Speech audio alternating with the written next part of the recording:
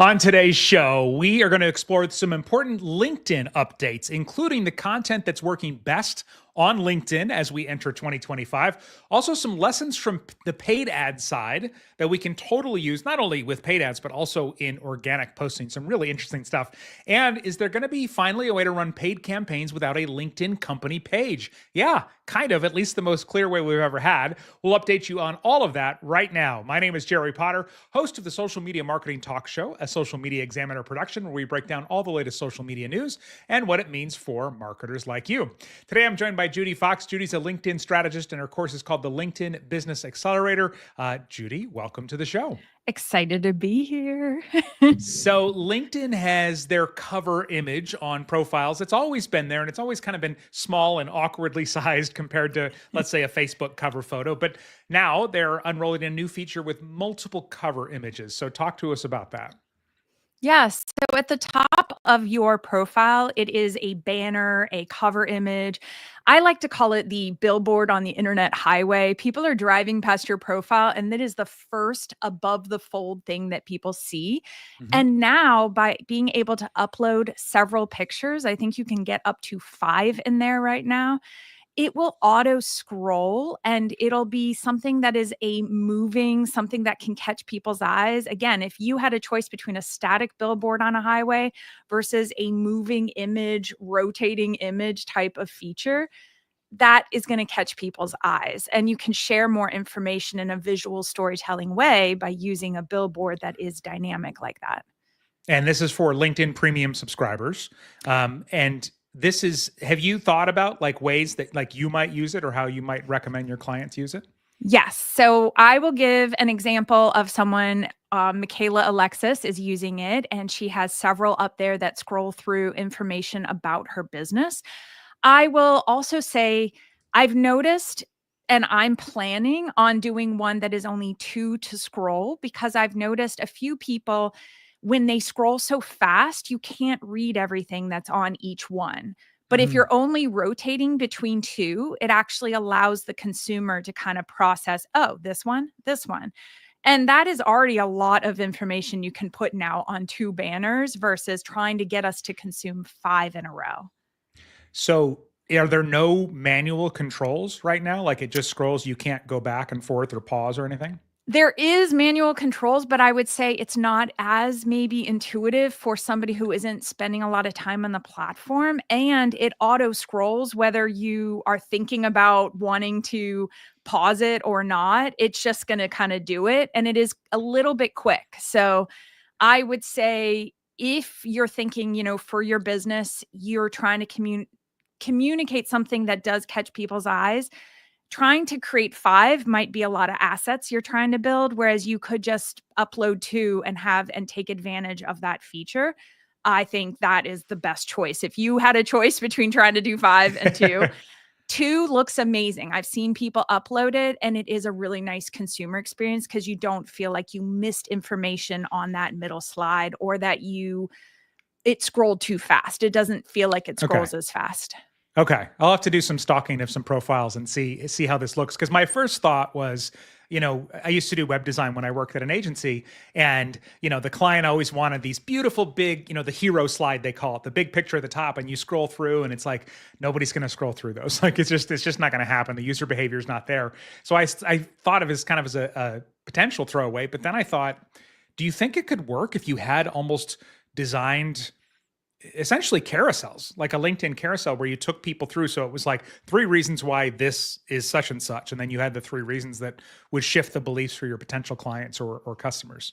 Yes, I think using it as a carousel, using it to show, don't tell who you are and what you do for your business, especially in that middle slide. If you do upload 3, or if you have 5, maybe there's no text on a few of them and you're doing more visual before and after storytelling. Maybe you're a interior designer and you want to show a before and after. Those are great slide visual storytelling. So yes, anything you can do in that type of format and make it visual, that would be perfect. If you have a team image, maybe you don't want to promote that on the first one, but put it in the middle and you have your whole team in a picture.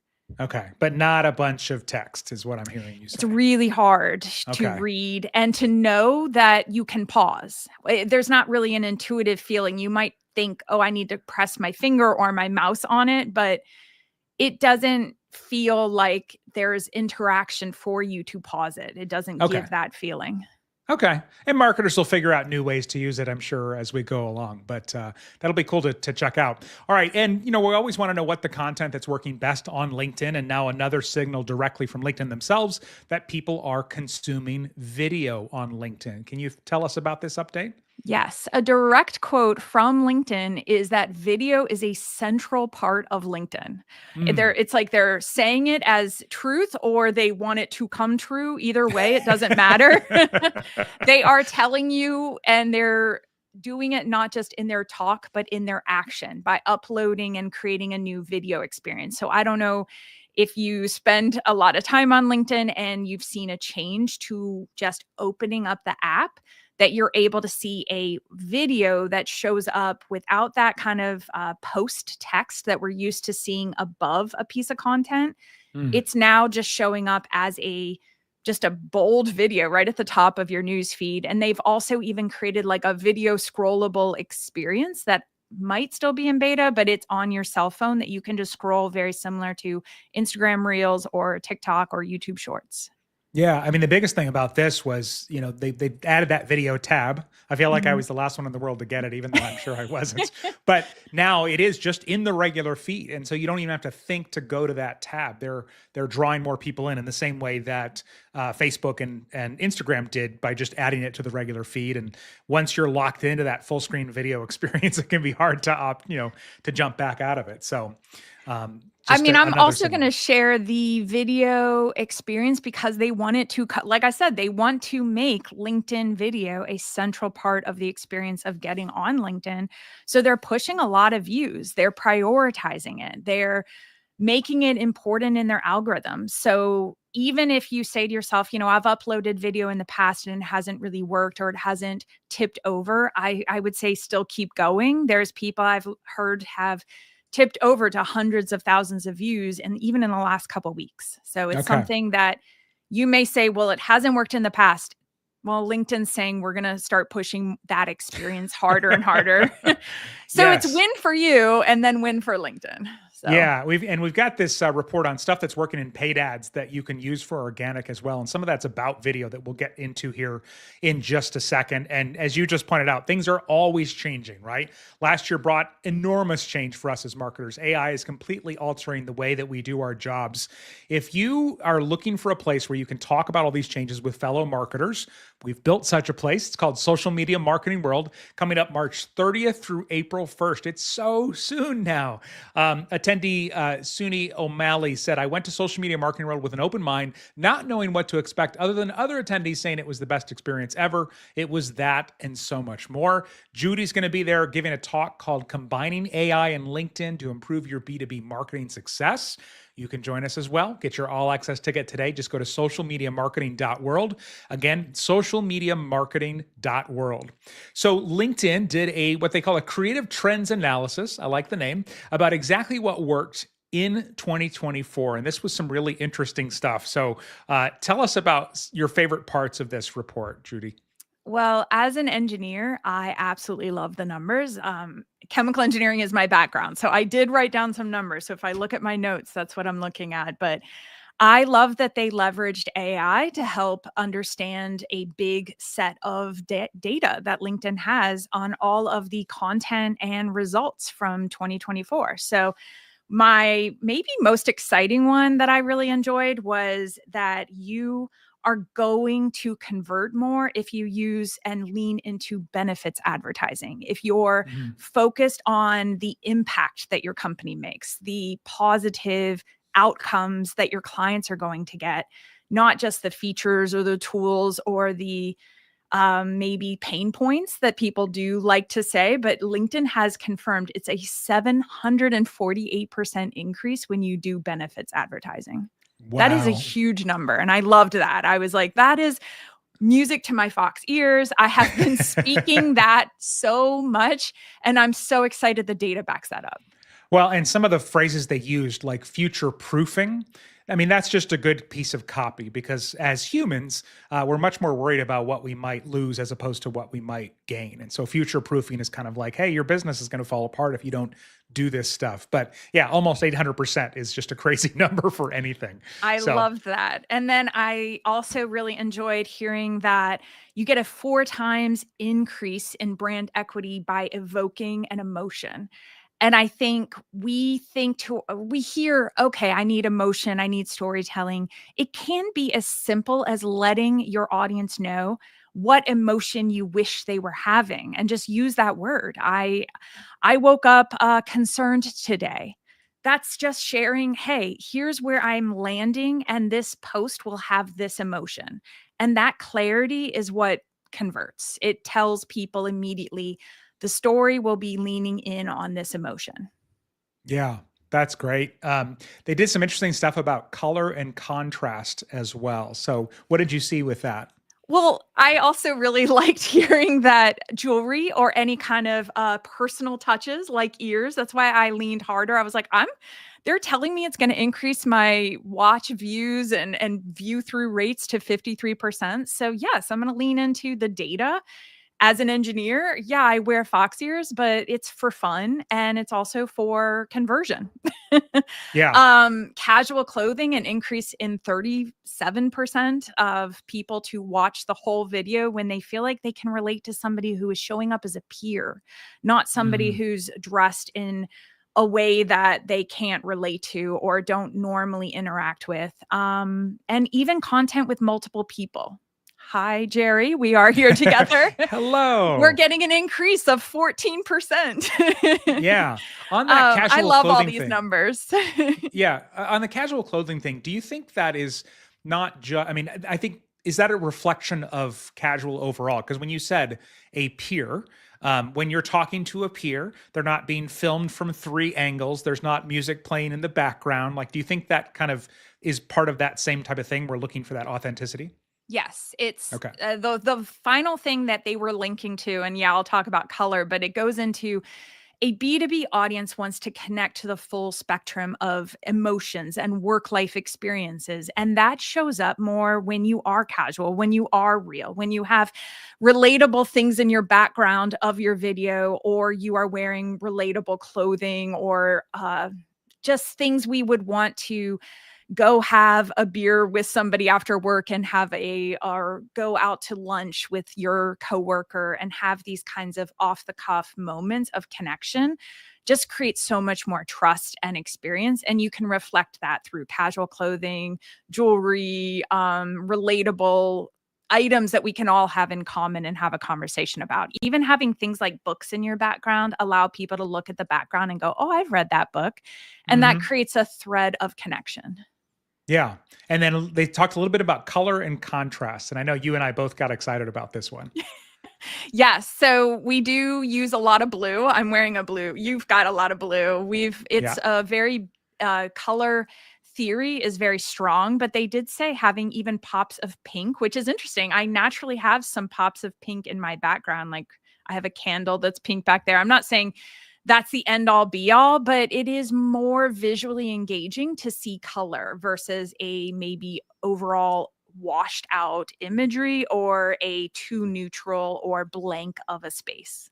Yeah, and pink they specifically cited. I When I know. worked at the agency years ago, we used to A/B test all the time, and when Facebook is not that blue anymore, even though that's their Mm. color. It's on most visuals, it's just kind of that the logo is about it. But back then, it was very blue, and so we would do anytime with clients, we would do red or oranges or pinks. It would just everything would always perform better. I So did it's cool to upload a see. video a year or so ago that I was wearing just a really pink outfit. I didn't think about it. I didn't have this AI data creative insights, but I did remember that video did so well. But I also received so many comments about the pink shirt. And I thought Mhm. that was really interesting. So even after that, I, at Social Media Marketing World on purpose, wore a really bright pink shirt one year to try to see, did I get a different reaction, or how is, we're just drawn to energy, and energy comes out through our attitude and our personality, but we can be linked to energy because of color and our clothing and how we express ourselves. So one of the limitations on LinkedIn has always been you've kind of had to have a company page to run any paid ads. They introduced these thought leader ads where a company could promote the post of a profile, but now they are introducing boosting for LinkedIn personal profile posts. So what do we know about this so far?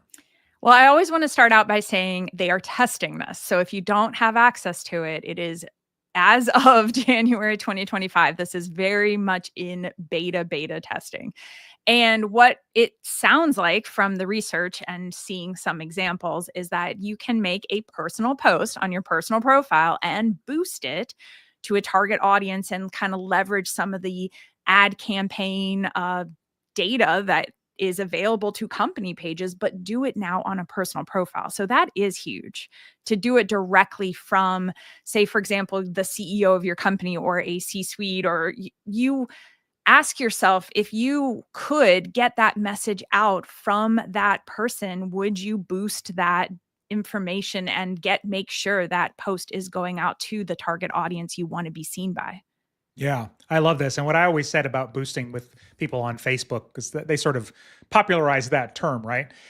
If your content's not doing well organically, like getting it in front of more people is usually not going to do anything. And so I always refer to it as ego boosting. Like your ego will be boosted because you go, look at all these likes. And then a week later you go, I got nothing else from that. So, but yeah, LinkedIn saying increase your visibility, follower count, website traffic, all by boosting selected posts. So it'll be interesting to see how this rolls out. I think what you just shared is also important because it could be a really great strategy. It is a great strategy, not could be. It is a great strategy what you just shared, which is maybe consider what has performed well for you in the past organically, and make sure to be ready to upload that to then boost something that you've already done that maybe is a year old, but it converted, it worked, and you just didn't get the reaction, or you did get a great reaction a year ago. You just know you could do even better now. Have you seen anything about whether or not people will be able to boost older content? I just was considering uploading something that is older because if I uploaded something from a couple years ago, not everybody saw it, and I chose to Yeah. boost it now. Even if it did well, you would want to pick something that maybe did well in 2022 or 2023, resurface it, reformat it a little bit to be relevant to today. But if it did well in the past, leverage that data you already have. Well, or I mean, I would love to be able to take an older post that did well, keep the social proof that's already on Oh, it, yeah. and then put money behind it, assuming it's relevant, right? It's Yeah. as soon as it's not like, yeah, we're all wearing masks now and it's 2020 or whatever. That would be great. I don't know if that's possible, but that would be great. But if it did well in the past, I would assume it could also do well if you resurface it again. Yeah. And another thing to kind of know when we actually get access to this is on most advertising platforms, when you turn anything to an ad, the date is removed. So Mm. people wouldn't know it was old, but obviously you wouldn't want to be putting money behind something that clearly said 2017 at the top or anything like that. Yeah. So yeah.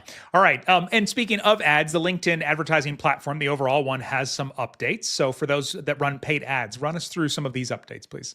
Well, I'm going to first shout out AJ Wilcox when it comes to ads, as who I get any of my ad information from, and he'll be at Social Media Marketing World, correct? Mhm.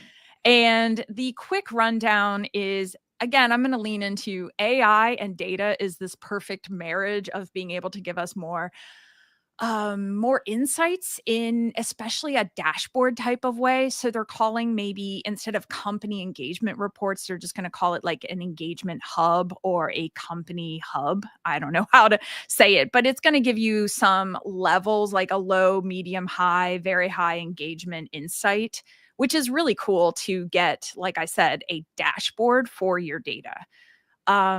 There's going to be deep engagement insights. They have a lot of filler words here. And effective targeting. I do really like, if you are getting in front of the right people, you're going to maximize your return on investment of your advertising. And of course, being able to have really great reporting at the other end to share with who your stakeholders are, who your team is, so they can know where they want to spend their money in the future. And Oh, go on. Oh, I was just going to say, I think you nailed, the best use of AI is, and I think especially in this year, I mean, obviously there's more to come that we don't even, that I can't even fathom right now, but it is not just asking it for information, but getting it to make these judgment calls or make these recommendations based on it. And one of the things they talked about with engaging these engagement levels, you can now take these reports and then save those as targetable audiences, where you can really see a lot more about what touch points are making the biggest impact throughout your whole sales process. So it's really interesting to see where it's all going. Yeah, yeah, as you said, the ability to merge AI and data can give you insights, but also distill those insights. Of course, I'm going to read any kind of key benefits because, hello, benefits are the 800% increase in selling me on what LinkedIn's doing. So, good job, LinkedIn. But, hearing things like all this qualified lead optimization, it's going to give me higher quality leads. I'm going to boost conversion rates with a better lead optimizing tool and dashboard. So, and of course, at the end of the day, we want better ROI of our time and our money. So if you can get in Yeah. front of the right people, that's going to always be good data and money well spent.